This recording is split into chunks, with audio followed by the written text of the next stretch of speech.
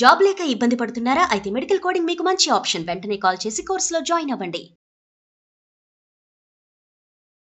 నమస్తే రమగారు. నమస్తే జయ. రమగారు, ఏదన్నా ఒక పెద్ద కథ అంటే 3, 4, 5, 6, 7, 8 భాగాలు రావాలా? మామూలుగా మనం చింతామణి పేరు వింటుంటాం కదా.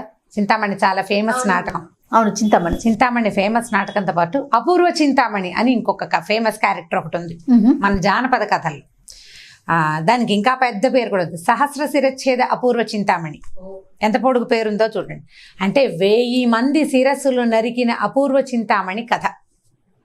సినిమా కూడా ఉన్నట్టుంది, నాకు బాగా గుర్తులేదు, ఏదో వేగంగా గుర్తుంది, నాకు స్పష్టంగా జ్ఞాపకం లేదు. ఈ చింతామణి కథ ఏంటంటే ఎంత డిఫరెంట్గా ఉంటుందంటే, ఓ అమ్మాయి ఎందుకు మనుషుల్ని చంపేస్తుందో ఎవరికీ తెలియదు. అపరిమితమైన సస్పెన్స్ కథ, చాలా మలుపులు తిరుగుతుంది. ఎన్ని మలుపులు, ఎన్ని ట్విస్టులు ఉంటాయో కథలో.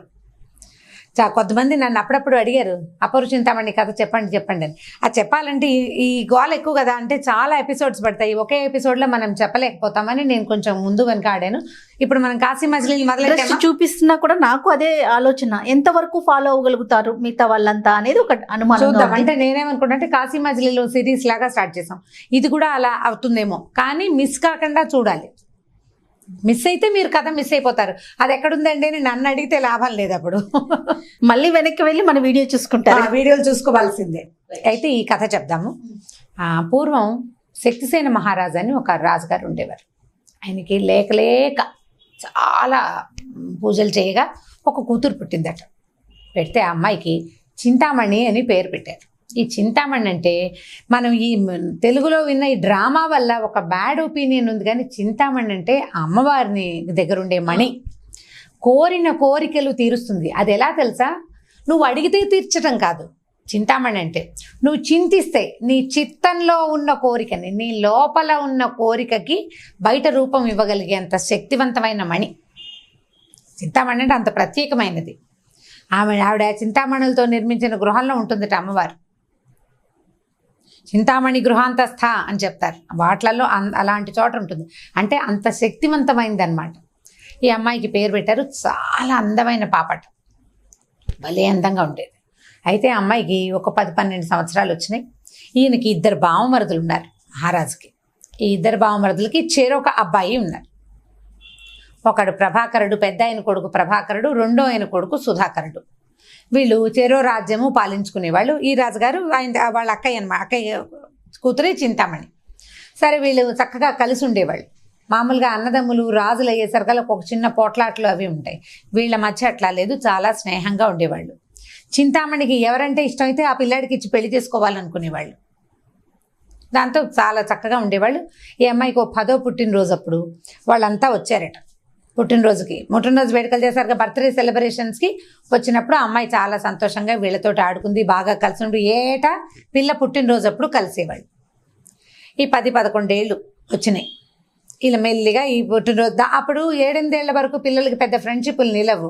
10 ఏళ్ళ నుంచి మెల్లిగా కొంచెం బాగా ఊహలు వస్తాయి, ఐడియాస్ షేర్ చేసుకుంటారు. తర్వాత వచ్చే సంవత్సరం కోసం వెయిట్ చేయటము, బర్త్డేకి అవన్నీ మరి చిన్నప్పుడు రావు, కొంచెం 9-10 ఏళ్ళు. ఇప్పుడైతే 2వ ఏడు నుంచి నా బర్త్డే ఎప్పుడు చేస్తావని అడుగుతున్నారు. పాత రోజుల్లో అంత ఉండేది కాదు. జనరల్గా ఒక 16-17 సంవత్సరాలు రాగానే రాజకుమార్తెలకి పెళ్ళిళ్ళు చేసేసేవాళ్ళు. ఈ మగపిల్లలిద్దరూ ఈ అమ్మాయి కంటే కొంత పెద్దవాళ్ళు. సరే, ఒకసారి ఏమైందట, బర్త్డే అయిపోయి వీళ్ళంతా వెళ్ళిపోయిన తర్వాత ఈ అమ్మాయి తోటలో ఆడుకుంటుంటే ఒక పాము గరిచింది ఆ పాపని. పాము గరిచేసరికల్లా ఆ పెద్ద పాము, అదేమో బాగా సర్పం తెలిసింది, కోడి త్రాచు కరిచేసరికల్లా కాసేపట్లోనే అమ్మాయి రంగు మారిపోయింది, పడిపోయింది పిల్ల. రంగు మారిపోయింది. దాంతో అందరూ లబలబలాడుతూ ఏడ్చేస్తున్నారు. అయిపోయి ఒకగానొక్క పిల్ల, రాజ్యానికి అమ్మాయి ఇంకా రాజు. దానికి భర్త ఎవరొస్తే ఆ పిల్లకి ఎవరు భర్త వస్తే వాడే రాజు అవుతాడు. ఇంకేం ఆశ లేదు వాళ్ళకి. అయ్యో అయిపోయిందని అంత మొత్తం రాజ్యంలో ఉన్న వాళ్ళంతా కంగారు పడిపోయి ఏడ్చేస్తున్నారు. రాజు రాణి స్పృహ తప్పిపోయారు, ఏమైపోతుందో తెలీదు. మంత్రులంతా కాళ్ళు తొక్కుంటున్నారు. రకరకాల మంత్రాలు వేసే వాళ్ళని పిలిచారు, వైద్యులు వచ్చారు, అవి ఇవి ట్రై చేస్తున్నారు. ఏమీ లేదు, పిల్ల కలర్ కూడా మారిపోయేసరికల్లా అంతలోకి అక్కడికి ఒక యోగి వచ్చాడు. ఆయన మంచి పొడుగాటివాడు, స్ఫురద్రూపి, పెద్ద జటాజుటం లాంటిది ఒకటి ఉంది, కమండలాలు అవి పట్టుకుని ఉన్నాడు. చూడ్డానికి యోధుడిలాగా కనపడుతున్నాడు, కానీ యోగి. ఆయన ఏమన్నాడు, ఈ పిల్లని నేను రక్షిస్తాను అనేసరికల్లా ఏ పుట్టలో ఏ పాము ఉందో. సరే ఏం చేశారు, అలాగే బాబు ఏదో ఒకటి చెయ్యండి అన్నారు. రాజుగారు తెప్పరిల్లాడు, మా కాళ్ళు పట్టుకుంటారు, మా పిల్లని బతికించండి అంటే, ఇక్కడ కాదు మన లోపలికి తీసుకెళ్దామని ఆ బయట వైద్యాలు చేస్తున్నారు, లోపలికి తీసుకెళ్లారు. ఏం చేశాడు ఆయన, తన బ్యాగులోంచి రకరకాల మూలికలు తీశాడు. ఒక మూలికను అరగదీయండి అన్నాడు, గంధం తీశారు. ఆ గంధం పిల్లకు ఒళ్ళంతా పట్టించండి అన్నారు, పట్టించారు. అక్కడి నుంచి నిప్పులు తీసుకురండి అన్నారు, చింత నిప్పులు దండని ఆ చింత నిప్పుల మీద లోపల నుంచి ఒక మూలిక తీసి దాని మీద వేసాడు. పొగ వస్తుంటే ఆ పొగ అంతా ఈ అమ్మాయితో పిలిపించమని, అంటే ఆ పొగ అమ్మాయికి వేయమన్నాడు. వేయమని, ఇక మీరందరూ వెళ్ళిపోండి, తలుపులు వేసేసేయండి, ఈ పిల్లల్ని నేను బతికిస్తానన్నాడు. మొత్తం అందరినీ బయటికి పంపించేశారు. అంతా బయటికి వెళ్ళిపోయారు. సరే తెల్లవారుజామున పిల్లకి మెలకు వచ్చింది, నార్మల్గా లేచిపోవచ్చు. అంటే ఈయన దగ్గర ఏదో తపశక్తి ఉంది, సిద్ధి ఉంది. నీలంగా అయిపోయిన పిల్ల ఒంట్లో నుంచి సర్పం వచ్చి విషం తీసుకెళ్ళిపోయినంత సింపుల్గా ఈ ఒంటికి ఎక్కిన విషాన్ని ఈయన దించేశాడు. ఆయనకి ఏమిస్తే రుణం తీరుతుంది? చచ్చిపోవాల్సిన రాజకుమార్తెని బతికించాడంటే ఏమిచ్చినా ఆయన రుణం తీరదు. దాంతో ఆయన కాళ్ళు పట్టేసుకున్నారు, బ్రహ్మరథం పట్టేశారు ఆ యోగికి. అప్పుడు కొన్నాళ్ళ పాటు తమ దగ్గరే ఉంచుకున్నారు. ఆయన ఉండేవాడు. ఈ అమ్మాయి ఇప్పుడు తన ప్రాణాలు రక్షించాడు. ఆయన యోగి రోజు ఆయన్ని సేవించేది. ఈ పిల్ల కొంచెం పెద్దదైందో 14-15 సంవత్సరాలు వచ్చినట్టునే. అయితే ఈయన ఏమన్నాడంటే, మీ రుణం తీర్చుకుంటాను, మీరు ఏదైనా చెప్పండి అన్నాడు రాజుగారు అనేసరికల్లా యోగి అన్నాడు, రుణం తీర్చుకుంది కానీ మాట తిరగకూడదు, నేను ఏదంటే అది చెయ్యాలి, చేస్తానన్నాడు రాజు. పిల్ల బతికింది కదా, వాళ్ళకి జీవితాశ ఏమిటి, ఒక్క కూతురు.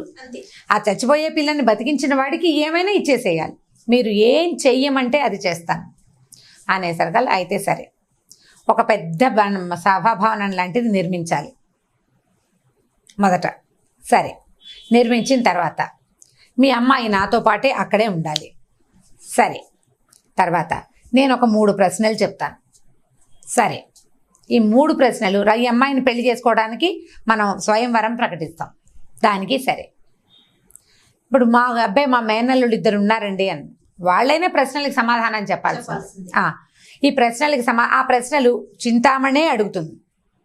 వాడు చెప్పిన సమాధానం ఆ అమ్మాయి వింటుంది, నేను వినాలి. నేను విని ఎస్ అంటేనే వాడు రాజకుమార్తెకి భర్త అవుతాడు, లేకపోతే వాడి తల నరికేయాలి. ఆ పని చింతామణే చేయాలి. సమాధానం చెప్పని వాడి తల తెగటార్చటమే, కట్. అమ్మాయి కత్తి పుచ్చుకొని నుంచుంటుంది. 3 ప్రశ్నలు అడుగుతుంది. సమాధానం చెప్పకపోతే మరుక్షణం తల ఉత్తరించబడుతుంది. తల తీసుకెళ్ళి కోట గోడకి కడతాం. ఎంతమంది వచ్చినా ఇంతే, సమాధానం వచ్చేదాకా. అనగానే రాజు నిర్ఘాంతపోయాడు. బిల్డింగ్ కట్టమన్నావు ఓకే, మా పిల్లకి స్వయంవరం అన్నావు ఓకే, ఈ తల నరికేయటం ఏమిటి? పైగా ఈ పిల్ల ఇంత సుకుమారి, ఎవరి తలైనా ఒట్టి పుణ్యాన్ని ఇప్పుడు ఏదో యుద్ధం చేశారు అనుకుందాం, యుద్ధం చేస్తే మన కత్తి అవతల వాడికి తగులుతుంది. యుద్ధంలో చంపడం వేరు, వీరమరణం. ఈ ఒట్టి పుణ్యానికి ఎదురుగుండా వచ్చి నుంచున్న పెళ్లి కొడుకు మెడ నరకాలంటే మా పిల్ల వల్ల అవుతుందో అవదో తెల్లబోయాడు రాజు. మా వల్ల కాదండి ఇట్లాంటి పని అన్నాడు. అనేసరికల్లా సరే నీ ఇష్టం, నువ్వు మాట తప్పావని అనిపించుకో, నీ రుణం నాకు తీరదు, నేను వెళ్ళిపోతానన్నాడు. ఏం చేయాలో తెలియలేదు వీళ్ళకి. ఒప్పుకున్నాడు ముందు. ఇక ముందు వెనక ఆడారు, గించుకున్నారు. మంత్రులు వాళ్ళని వెళ్ళి అడిగి, ఎవరిని అడిగినా అసలు ఈ షరతులేమిటి, ఈ పెళ్లి సంబంధాలు ఏమిటి, ఈ పెళ్లి చూపులు ఏమిటి, ఇవన్నీ కాకుండా కత్తుచ్చుకుని నరికేయటం ఏమిటి? దానికి సిద్ధపడి రావాలి కదా రాజకుమారులు. ఇప్పుడు వచ్చేవాడు కూడా 3 ప్రశ్నల తర్వాత తను చెప్పలేకపోతే మెడ నరికించుకోవడానికి సిద్ధపడాలి. ఆ ప్రశ్నలు ఏమిటో ఎవరికి తెలియదు. ఏం ప్రశ్నలు అడుగుతారో, జనరల్గా ఏం అడుగుతారు, ఫలానా అమెరికా రాజధాని ఏది, అప్పుడు కూడా ఇవే క్వశ్చన్స్ అంటారు. కాకపోతే ఇంకోటి, ఓ రాజుగారు కలికి దేశానికి రాజుగారు ఎవరు, రాజుగారు మేనమావ పేరేమిటి, లేకపోతే రాజుగారికి పిల్లనిచ్చిన మావ పేరేమిటి, అది కూడా అయితే రాజుగారు ఆ విద్య వచ్చు, ఆ కత్తి విద్యలో ఫలానా ఇలా అంటామే దాని పేరేమిటి, అలా ఉంటుంది జనరల్గా. జనరల్ ప్రశ్నలు ఇంటర్వ్యూలు అంటే ఇవే కదా ఉండాలి. సరే ఏం చెయ్యాలో అర్థం కాలేదు. ప్రశ్నలు నీకు చెప్పను నేను, కేవలం చింతామణికే తెలుస్తాయి. చింతామణే అడుగుతుంది, సమాధానం నేను వినాలి. ఇక ఏమీ రెండో దారి లేదు. పిల్లంది చచ్చిపోవాల్సిన దాన్ని నన్ను బతికించాడు కదా నాన్న, గురువుగారు ఏది చెప్తే అది చేద్దామని అనేసరికల్లా అక్కడి నుంచి ఇక మీ అమ్మాయికి మీకు సంబంధం లేదు, పిల్ల నాతోటే ఉంటుందన్నాడు ఆయన. పెద్ద భవనం నిర్మించారు. దానికి బయట ఒక గంట కొట్టు కట్టారు. అక్కడ బోర్డు మీద ఒక కాగితం రాసి పెట్టారు. రాజకుమారిని వివాహం చేసుకోదలుచుకున్న యువకుడు ఎవరైనా, సాహసికుడైన యువకుడు ఎవడైనా గంట కొట్టచ్చు. మీరు లోపలికి వచ్చాక రాజకుమార్తె అడిగే 3 ప్రశ్నలకి సమాధానం చెప్పాలి. ఒకవేళ చెప్పలేని పక్షంలో రాజకుమార్తె కత్తికి ఎర కావలసి ఉంటుంది. సిద్ధపడిన వాళ్లే లోపలికి రాగలరు. శశభిషలకు ఇందులో తావు లేదు. మీరు అవును కాదు డిస్కషన్ పెట్టడానికి కుదరదు.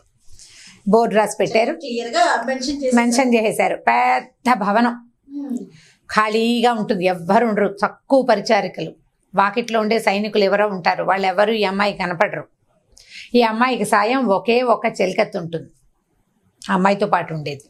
వంట వాళ్ళు ఎవరి దారిని వాళ్ళు ఉంటారు, ఎవరికి వీళ్ళతో సభాభవనంతో సంబంధం లేదు. ఇప్పుడు ఒక పెద్ద మండపం లాంటిది కట్టారు. ఆ మండపానికి కింద భాగంలో మెట్లు దిగితే బయటికి కనపడదు, కానీ కింద 2 గదులు ఉంటాయి. ఈ గదుల్లో నుంచి పైన ఏం జరుగుతుందో కనపడుతుంది, వినపడుతుంది, కానీ పైవాడికి కిందవాడు కనపడ్డు. అలా ప్లాన్డ్గా బిల్డింగ్ కట్టించారు. ఈ అమ్మాయి ఈ గదిలో నుంచి మెట్లెక్కి సభాభవనంలోకి వస్తుంది. అక్కడ నిలబడుతుంది. వచ్చిన వాడు ఒక చోట నిలబడతాడు. ఆ నిలబడ్డవాడు రెండో పక్కన ఉన్న గదిలో ఉన్న గురువు గారికి కనపడతాడు. కనపడి వినపడతాడు కూడా అనమాట. ఇప్పుడు ఫలానా నిర్ణీత స్థలంలో నుంచోబెడతారు వచ్చిన రాజకుమారిని, నువ్వు అక్కడ నుంచోవాలి. రాజకుమారి అడుగుతుంది, కత్తిపుచ్చుకుని నుంచుంటుంది, ప్రశ్నలు అడుగుతుంది. చెప్పాడా సరి, లేకపోతే శిరచ్ఛేదం తర్వాత ఇంకేం లేదు. సైనికులు వచ్చి శిరస్సును తీసుకెళ్లి కోటలో కడతారు, గోడకి పైన వేలాడేస్తారు. ఈ మిగిలిన మొండాన్ని తీసుకెళ్లి ఈ సముద్రంలోనో నాగార్తలోనో పారేస్తారు. అదే లెక్క. ఇలా మొత్తం భవనం నిర్మాణం అయింది. రాజకుమార్తెని మంజుల అనే ఒక చిలికత్తెను తోడిచ్చి అక్కడికి పంపించారు. పెద్ద పూజ యజ్ఞ హోమాలు లాంటివి నిర్వహించి ఆ అమ్మాయికి చేతికి ఇది కట్టారు, కంకణం కట్టారు. ఈ కంకణం విప్పకూడదు. కంకణ దీక్షలో ఉన్నంత కాలం మళ్ళీ అమ్మని నాన్నని నాయనమ్మని కలవడానికి వీల్లేదు, ఇంటికి వెళ్ళడానికి వీల్లేదు, ఇక్కడే ఉండాలి. బాగుందండి. ఇది మొత్తం దేశాలన్నిటికీ ప్రచారమైంది. అపూర్వ చింతామణి అపూర్వమైన సౌందర్యవతి. ఆ అమ్మాయిని పెళ్లి చేసుకున్నవాడు ఆ దేశానికి రాజు అవుతాడు. అది సుభిక్షమైన రాజ్యం, బోలెడంత సంపద. ఈ పిల్లని పెళ్లి చేసుకున్న వాడికి పిల్ల మేనమామల సహాయం కూడా ఉంటుంది. వాళ్ళ అబ్బాయిలు 2 ఉన్నారు, వాళ్ళలో ఎవరైనా చేసుకుంటే సరే, లేకపోయినా పర్వాలేదు, వాళ్ళు కాదనరు. ఎందుకంటే వాళ్ళు అలా ప్రేమ కలిగిన వాళ్ళు. మా పిల్లని చేసుకోలేదు కాబట్టి తూచి అనరు పాపం. వాళ్ళు రెడీగా ఉన్నారు ఈ అమ్మాయితో ఉండడానికి. ఇన్ని అవకాశాలు ఉన్నాయి. పిల్లేమో మహాసౌందర్యవతి, బాగా విద్యావంతురాలు, చక్కగా చదువుకుందని, బుద్ధిమంతురాలని పేరు పడింది. ఇప్పుడు ఎవరు వస్తారో చూడాలి. ఇక్కడి నుంచి వీళ్ళ అంతా ప్రచారమైంది, చెప్పారు ప్రతి వాళ్ళకి. వీళ్ళ పెద్ద మేనల్లుడు ప్రభాకరుడు, అతను ఏం చేశాడు, ఇదేమిటి అసలు, ఈ దీక్ష ఏమిటి, ఈ గోల ఏమిటి, ఈ అక్కర్లేని వ్యవహారం ఏమిటి, వాడెవడో ఒకడు పిల్లని రక్షించాడు, రాజ్యం ఇచ్చేయి వాడికి, అంతేగాని అమ్మాయి జీవితాన్ని ఇలాంటి ఒక ఉపద్రవమైన విషయంలో పెడతారా వీళ్ళు, అదేమిటో కనుక్కోవాలనుకున్నాడు. వచ్చాడు. వస్తే వాళ్ళ అమ్మ నాన్న వద్దని చాలా బతిమలాడారు. ఎంత బతిమలాడినా అబ్బాయి ఒప్పుకోలేదు. ఇప్పుడు మన సొంత మేనమరదలు ఇలాంటి పరిస్థితులు ఉంటే నేనైనా సాహసం చేయాలి కదా అని వెళ్ళాడు. వెళ్ళేసరికల్లా గంట కొట్టాడు. అబ్బాయి లోపలికి వచ్చాడు. గంట కొట్టాక మరి లోపల రావాలా? ఈ కిందున్న గదుల్లో ఉన్న వాళ్ళకి పైనుంచి వచ్చిన వాళ్ళు కనపడతారా? ఈ అమ్మాయి చూసేసింది, తన బావే వాడు. అమ్మాయి ఏం చేసింది, గురువుగారి దగ్గరికి వెళ్ళింది. గురుగారు మా బావేనండి, మరి వదిలేద్దాము, నేను ఈ పని చేయలేను అంటే, ఎవరైనా సరే చింతామణి కంకణం కట్టుకున్నావు, నువ్వు ఇది చేస్తానని దీక్ష వహించావు, మీ బావైనా సరే నువ్వు ప్రశ్నలు అడగద్దు, నేను అడగను, నువ్వు వెళ్ళిపోమని పంపించేసి, నాకు అభ్యంతరం లేదు. ప్రశ్నలు అడిగి వాడు సమాధానం చెప్పకపోతే మరణం తప్పదు, దానికి సిద్ధపడే చేయమన్నాడు. ఏం చేస్తుంది అమ్మాయి, బిక్కమొహం వేసుకుని కత్తిపుచ్చుకుని పైకి వెళ్ళింది. ఆ ప్రభాకరుడు ఎదురుగుండా నుంచున్నాడు. ఇది ప్రమాదకరమైన పని, ఈ ప్రశ్నలకు సమాధానం నువ్వు చెప్పలేకపోతే నేను నిన్ను చంపేయాల్సి ఉంటుంది, కాబట్టి నువ్వు వెళ్ళిపోమంది. అబ్బాయి ఒప్పుకోలే. రాచకొడుకుని నేను చచ్చిపోతానని భయం వేసి పారిపోమంటావా ఇక్కడి నుంచి? చచ్చిపోయినా సరే నీ ప్రశ్నలు ఏమిటో ముందు నేను వినాలి, అసలు ఈ ప్రశ్నలు ఏమిటి అసలు వినాలన్నాడు. అనేసరికి ఇంక ఇప్పుడు ఏం చేయాలి, కత్తి మంచి పదనుగా రెడీగా ఉంది, కత్తి పుచ్చుకుని వచ్చింది, ప్రశ్నలు అడగటానికి మొదలుపెట్టింది. తర్వాయి భాగం తర్వాత చెప్పుకుందాం. మంచి సస్పెన్స్లో పెడుతున్నారు రమ్మగారు మీరు మాత్రం. తప్పకుండా అండి, నెక్స్ట్ ఎపిసోడ్లో నెక్స్ట్ వీడియోలో దాన్ని కంటిన్యూ చేద్దాం. నమస్తే.